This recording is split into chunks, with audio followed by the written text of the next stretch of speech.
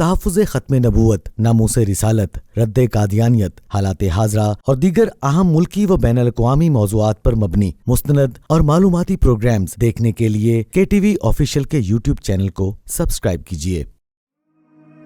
مولانا غلام غوث ہزاروی کا اکلوتا بیٹا شدید بیمار تھا۔ مولانا اپنے بیٹے کو دوائی دے رہے تھے کہ اسی وقت دروازے پر دستک ہوئی۔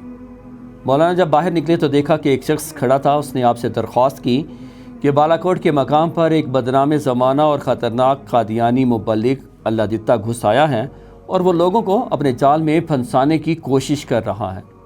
فتنہ پھیلنے کا انتہائی اندیشہ ہے، لہٰذا فوراً چلیے۔ مولانا نے فوراً کتابوں کا بیگ اٹھایا اور چل پڑے۔ بیوی نے کہا بچے کی حالت سخت خراب ہے۔ فرمایا ضروری کام ہے، اگر میرے بعد بیٹا مر گیا تو اس کو دفنا دینا۔ ابھی بس میں سوار ہوئے ہی تھے کہ گھر کی طرف سے ایک شخص دوڑتا ہوا آیا اور کہنے لگا کہ آپ کا بیٹا فوت ہو گیا ہے۔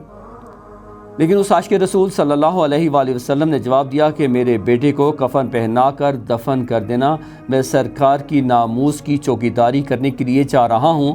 اور پھر فرمایا نماز جنازہ فرض کفایہ ہے اور تحفظ ناموس رسالت فرض عین ہے، اور پھر بالاکوٹ کی طرف روانہ ہو گئے۔ الحمدللہ یہ تھی ہمارے اکابرین کی تحفظ عقیدہ ختم نبوت کے مشن سے وفا۔